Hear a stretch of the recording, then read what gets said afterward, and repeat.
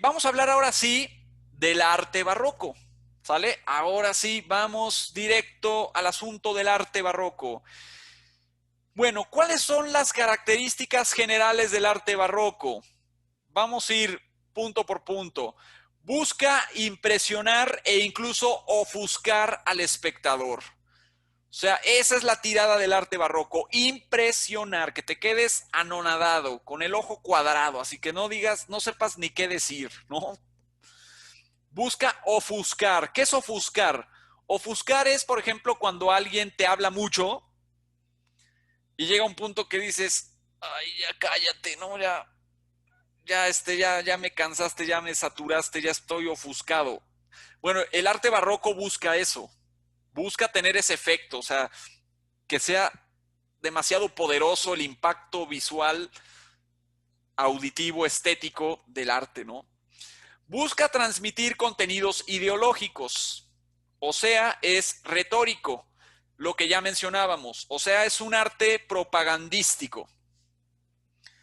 Es un arte que busca eh, venderte una idea, y esa idea es venderte la idea de que la Iglesia Católica es la mera petatera, ¿no? O sea, esa, originalmente. De hecho, el arte barroco, quien crea el arte barroco es la Iglesia Católica. Por eso surge en Roma, en Italia, en la mera capital de la Iglesia Católica, ¿no? En la Matrix, que es Roma, en el Vaticano, ahí surge el arte barroco, pero se va a difundir por todos lados. E incluso, eso lo vieron en el documental también, en el video, incluso los protestantes también adoptan el arte barroco, ¿no? En Holanda, en Alemania, también lo adoptan. Incluso hay una parte que me da mucha risa cuando sale el Papa Paulo III, dice, ¿qué? ¿Cómo? Nos robaron nuestro arte barroco. Pues sí, se lo roban. Bueno, se dirige siempre a los sentidos del espectador. Ya lo que decíamos, ¿no? O sea, no busca atacar la razón, sino los sentidos. Busca provocar un movimiento interior. O sea, tener un efecto sentimental, sensorial, emotivo, ¿no? Ataca las emociones y los sentimientos, no tanto el pensamiento, ¿no? O la idea, la razón, digámoslo así. Es opulento, teatral, dramático, ilusionista, exaltado, extravagante. En pocas palabras, es too much. A ver, si hay dos palabras que definen al arte barroco, es too much. Es demasiado, ¿sale? Recargado, exaltado, extravagante, súper ornamentado, opulento, teatral. O sea, es una cosa verdaderamente así extravagante. Eso es el arte barroco. Y de hecho de ahí surgió el término, ¿no? Barroco, que ahorita lo mencionamos eso. Bueno, se caracteriza entonces, como dice aquí, por abundante ornamentación. Por ejemplo, eso en la arquitectura. O sea, los edificios van a estar ornamentados, adornados por todos lados. Como dice aquí, edificios profusamente decorados, con esculturas, relieves, pinturas. Se busca conseguir un efecto escenográfico. A ver, ¿qué significa eso del efecto escenográfico? Que cuando tú entras a un edificio barroco, sientes que entras como a otro mundo. Sientes que entras como a un escenario teatral, como a, no sé, a otra dimensión.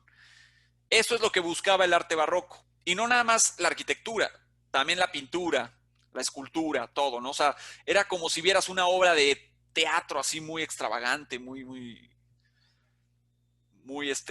opulenta, ¿no? Exaltada.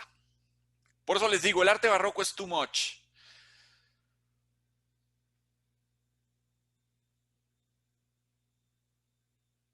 Bueno, se caracteriza también por el movimiento, o sea, lo que llamamos el dinamismo,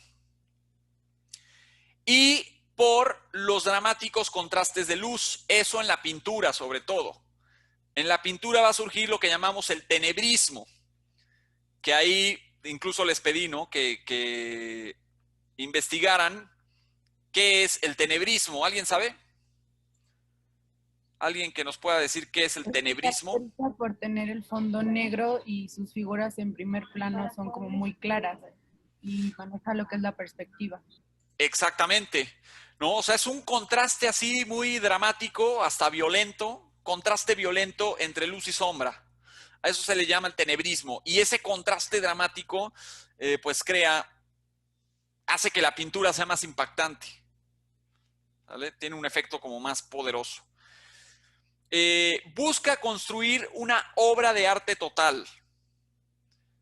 A ver, ¿a qué me refiero con esto de una obra de arte total? Que llega a un punto en el cual las distintas artes se mezclan en una misma obra. Esto ocurre sobre todo en la arquitectura. O sea, en la arquitectura ves fusionada la arquitectura con la escultura, con la pintura, y todo se fusiona en una misma cosa, y se crea esto que llamamos la obra de arte total, ¿no? Bueno, a ver, si quieren ahorita vamos explicando más esto, ¿no? Bueno, a ver, para que nos quede claro esto que estamos hablando, vamos a ver algunos ejemplos de obras de arte barroco. Bueno, el primer ejemplo que vamos a ver es la Basílica de San Pedro de Roma.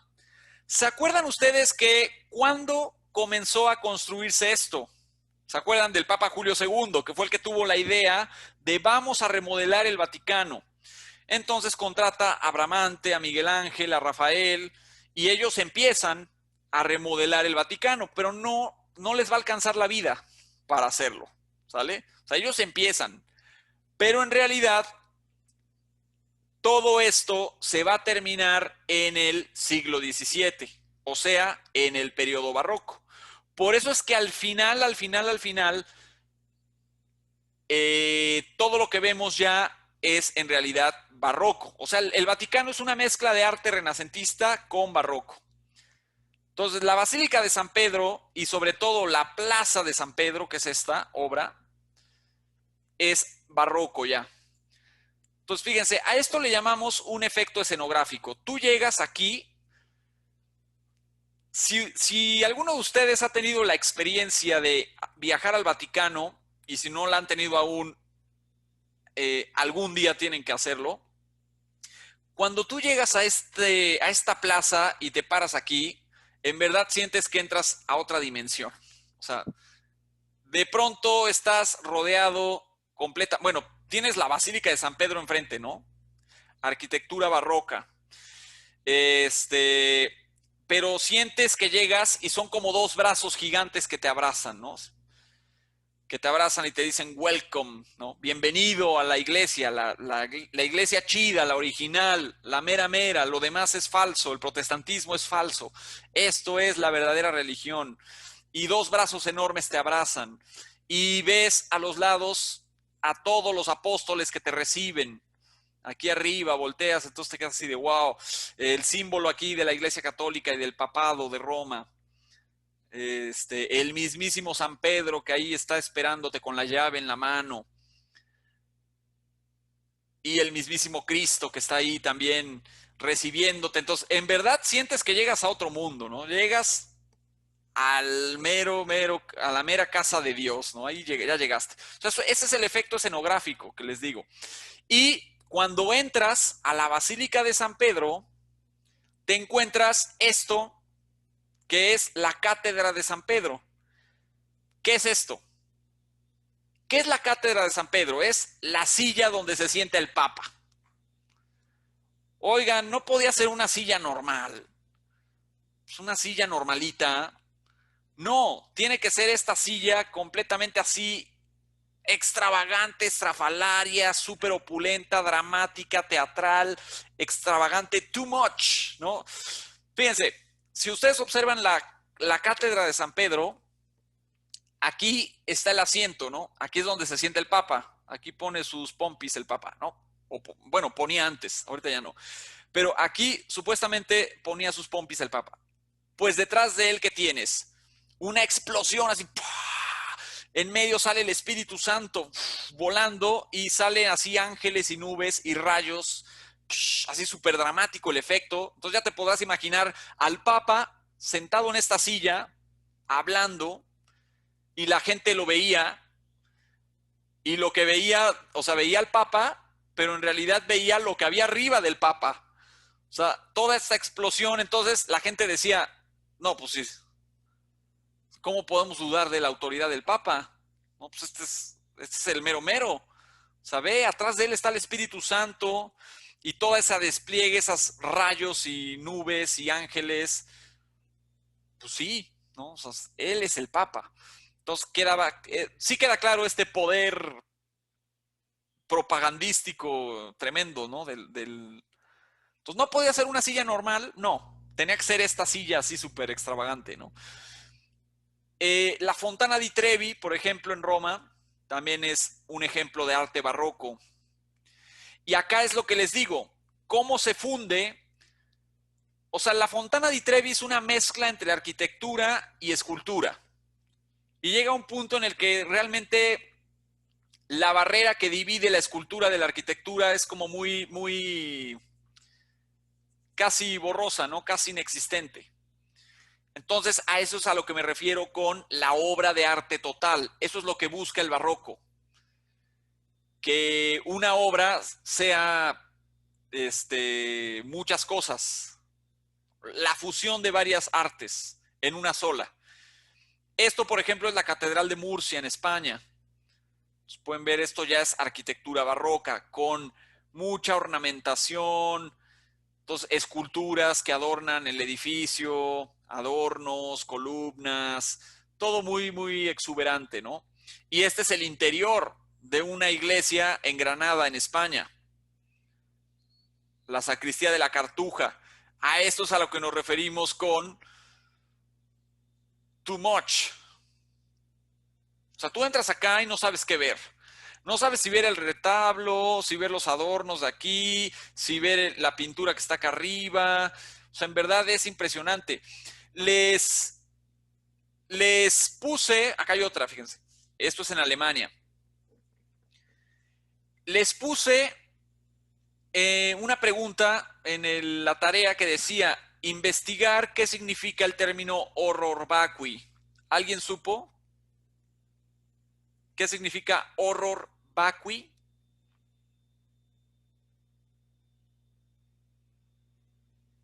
¿Se acuerdan? ¿No? Bueno, a ver, el término horror vacui significa miedo al vacío. ¿Sale? Y esa es una característica del barroco. O sea, el barroco le tiene miedo al vacío. Por lo tanto, no va a haber espacios vacíos, espacios así donde no haya una pintura, un adornito, una escultura. O sea, siempre tiene que estar todo saturado, completamente saturado. Entonces, eso es el horror vacui, es una de las características del arte barroco. Entonces, vean esto, ¿no? Ahora, Profe, perdón, ajá, dígame. entonces, un ejemplo que se me vino a la cabeza, la película de La Bella y la Bestia, entonces está inspirada en el arte barroco, por el castillo y así.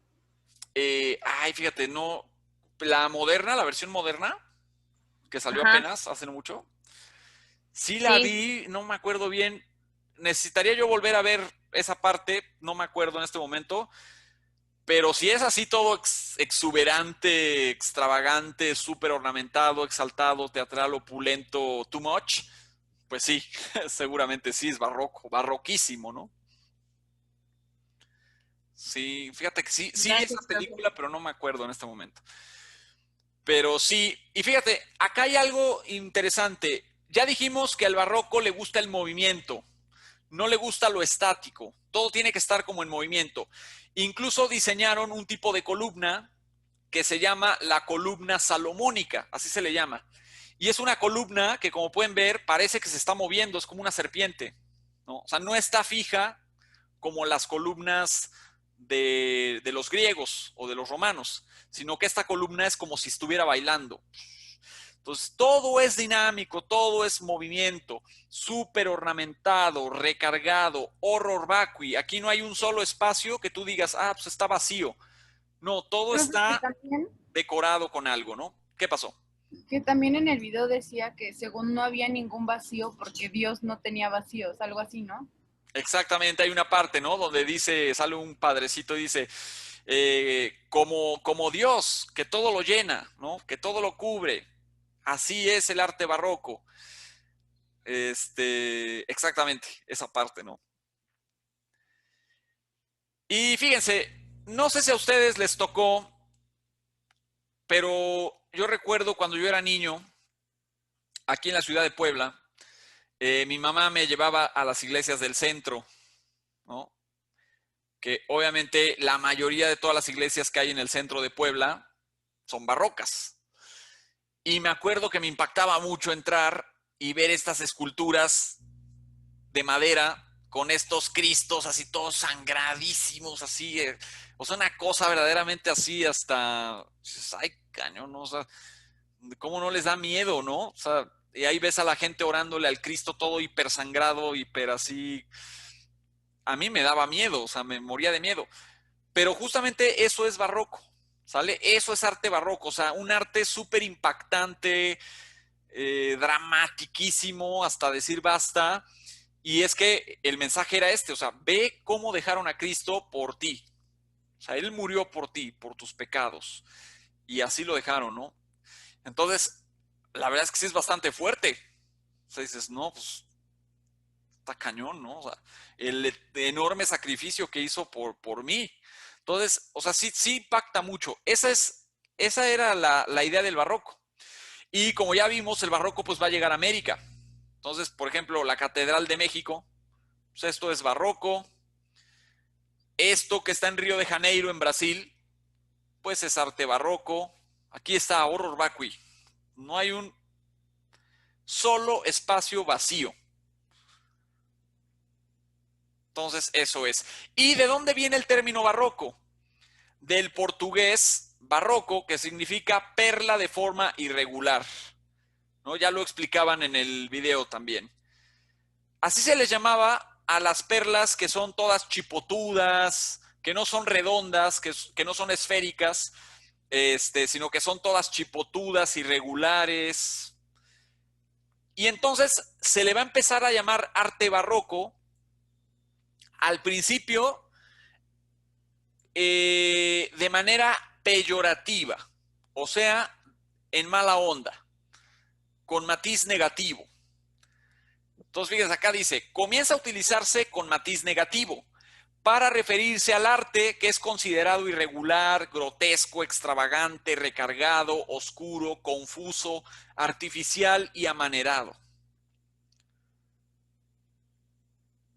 ¿Sale? Así se le empieza a llamar barroco, en mala onda. Ya después se le siguió llamando así y hoy en día ya no tiene un tono negativo. Sin embargo, al principio sí, era negativo, ¿no? Era así, guácala. O sea, ve nada más, ese arte es demasiado recargado, es irregular, es grotesco, raya en la extravagancia, en lo confuso, en lo artificial. O sea, es too much. Por eso les digo, las dos palabras clave del barroco, too much, demasiado. Y fíjense, para que nos quede claro esto, vamos a compararlo, si quieren, con el arte renacentista. El arte renacentista es completamente lo opuesto al arte barroco. ¿Qué buscaba el arte renacentista? Ya lo vimos. Lo mismo que buscaban los griegos. ¿Qué les gustaba a los griegos? El orden, la proporción, el equilibrio, la simetría. ¿Sale? O sea, eso era sagrado para ellos, que todo sea ordenado, equilibrado, simétrico, proporcionado. La búsqueda de la belleza ideal que tanto les obsesionó a los griegos y a los renacentistas, ¿no? La perfección anatómica. O sea, eso es lo que busca. Entonces, si ustedes recuerdan una pintura renacentista como esta, que la vimos apenas, de Pietro Perugino, a ver, ¿cómo se llama la pintura? La entrega de las llaves a San Pedro. Bueno, obviamente eso es lo más importante. Pues como a este señor le gusta el orden, lo más importante va a ir en el mero centro, ¿sale? En el mero centro. O sea, tus ojos no tienen que batallar para encontrar lo más importante. La pintura tiene casi un orden. Entonces, tus ojos se dirigen inmediatamente al centro donde está ocurriendo pues, lo más importante de la escena, que es el momento en el que Jesús le entrega las llaves a San Pedro. Y hay un equilibrio, ¿por qué? Porque aparte de esto, tienes un grupo de apóstoles aquí y otro grupo de apóstoles aquí, y eso crea un equilibrio, un orden. ¿Sale? Incluso también este monumento de aquí se refleja con este monumento de aquí. Entonces hay un equilibrio, un orden, una proporción, simetría. Ya habíamos dicho las figuras, ¿no? Cómo están, como posando. La belleza ideal, todo eso, ¿no? Que veíamos aquí. Ahora, comparemos esto, que es arte renacentista, con esto. Entonces, a ver, ¿qué demonios es esto? ¿No? O sea, una pintura barroca en la cual de entrada tus ojos batallan para descifrar qué está pasando aquí, porque todo es muy dinámico. En esta pintura los personajes no están así como posando, sino que están en movimiento, están ocurriendo cosas. Además es muy oscura. Esa es otra característica. Una característica del arte renacentista en la pintura es la luz plena. Así se le llama, la luz plena. Entonces todas las pinturas, de hecho se acordarán ustedes de lo que vimos de Rafael, lo que vimos de Michelangelo, lo que vimos ¿de quién más vimos? De Botticelli. Todas esas pinturas tienen mucha luz. O sea, son así completamente luminosas. Todo se ve clarito. En las pinturas barrocas no. Las pinturas barrocas tienen este claroscuro, que incluso llega a llamarse tenebrismo, ¿no? En el caso de algunos artistas.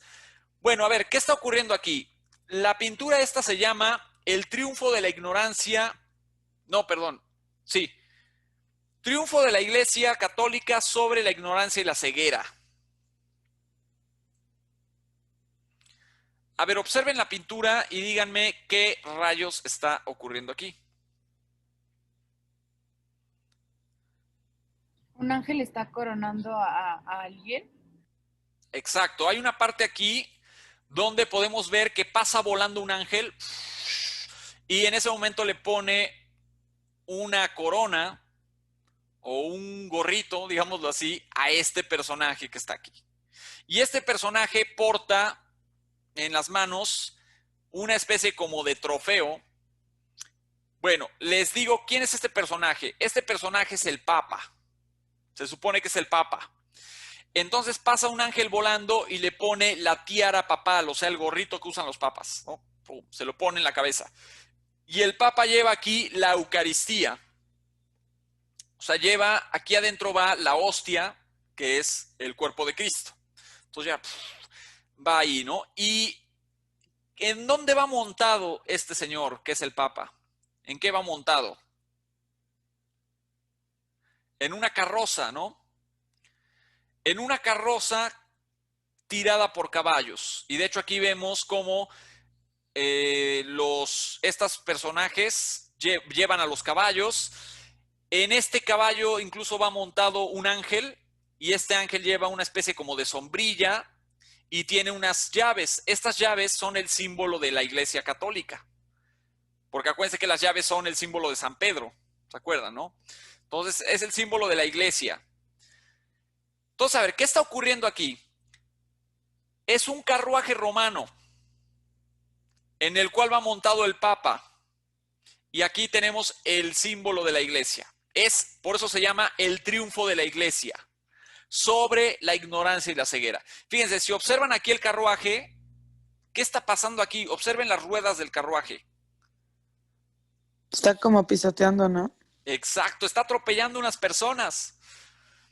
Hay dos tipos aquí. Hay uno aquí que está todo ya atropellado y otro que aquí ya ni se ve bien, pero está así todo muerto, despanzurrado. Y junto va una persona con una venda en los ojos y otro que tiene unas orejotas como de burro.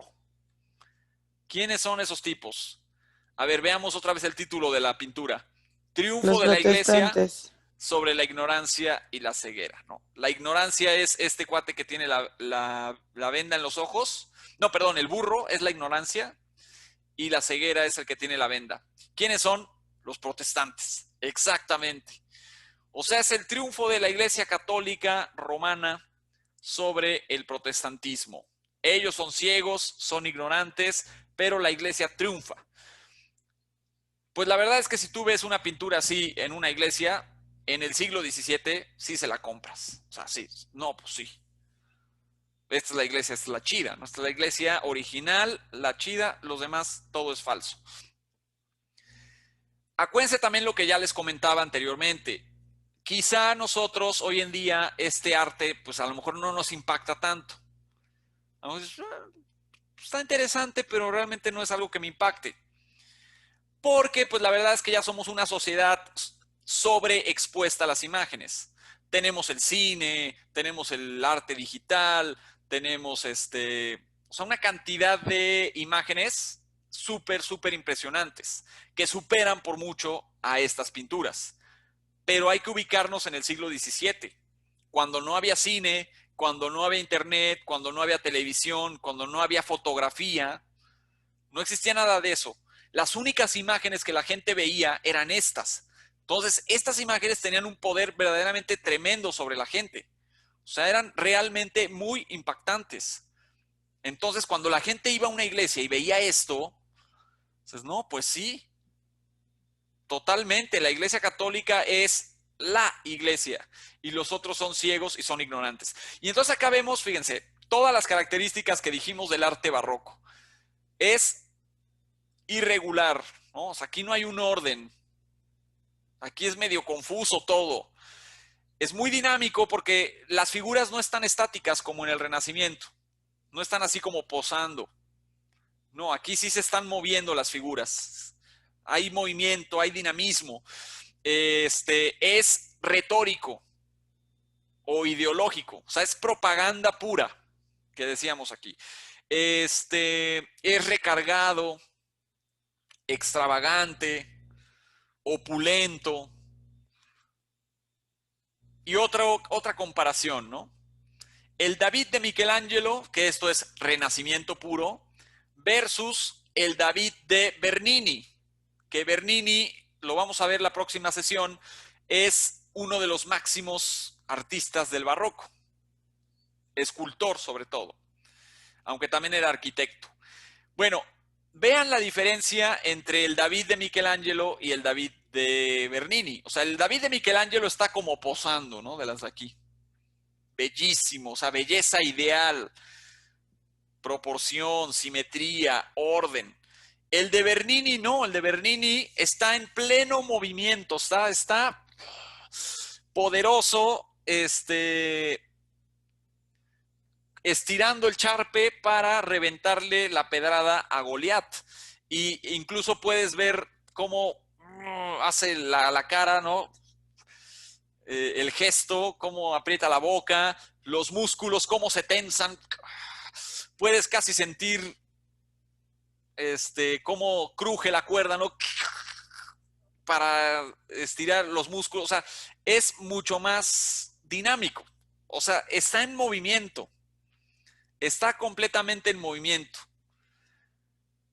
Obviamente el David de Michelangelo es impactante, muy impactante, pero más por su belleza, por su equilibrio, por su orden, por su perfección anatómica. O sea, no te queda más que admirarlo así de wow, estaba. Pero este es así como que pura acción, puro drama, pura teatralidad, ¿no? Eso es el barroco, como pueden ver, ¿no? Entonces, puro movimiento. Les encanta eso a los artistas del barroco, ¿no? Véanlo. Entonces, toda la musculatura. Además, las esculturas barrocas están diseñadas para que tú las veas por todos los ángulos. El David, la verdad es que el David de Miguel Ángel, si tú lo ves por atrás, no luce tanto. O sea, obviamente sí está terminado todo, completo, ¿no? Pero está diseñado para que lo veas de frente. O sea, Miguel Ángel pensó, este es el ángulo para que tú veas al David. Bernini, su escultura es impresionante por todos los ángulos que tú la veas. Aquí está. Está en la Galería Borghese en Roma ahí está. De hecho, esta foto es reciente, como pueden ver por los cubrebocas. Entonces, ¿qué les parece? Profe, Eso es y el una arte. pregunta. Dígame.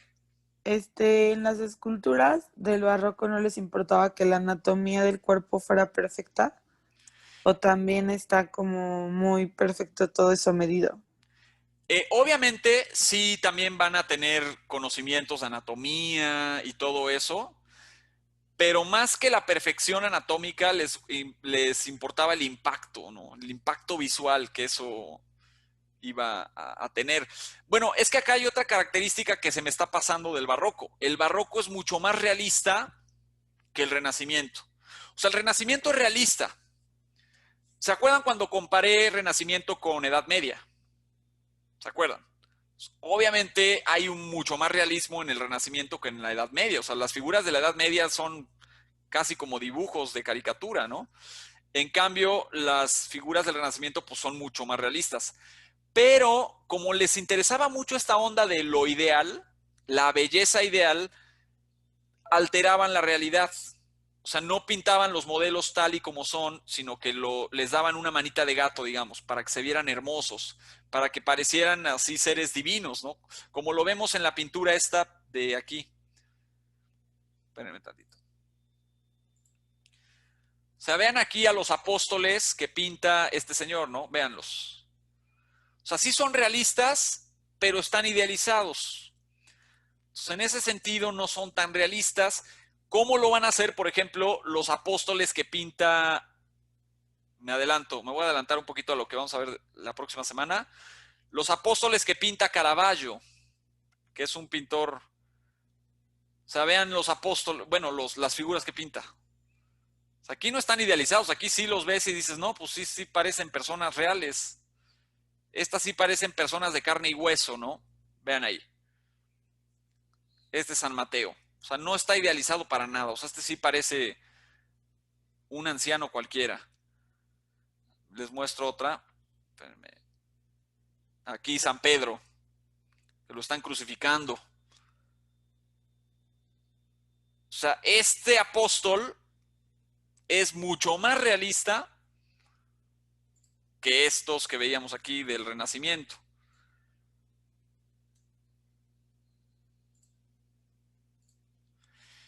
Entonces, eso también va a ocurrir en la escultura. O sea, la escultura va a ser más realista, va a buscar ser más realista, menos idealizada.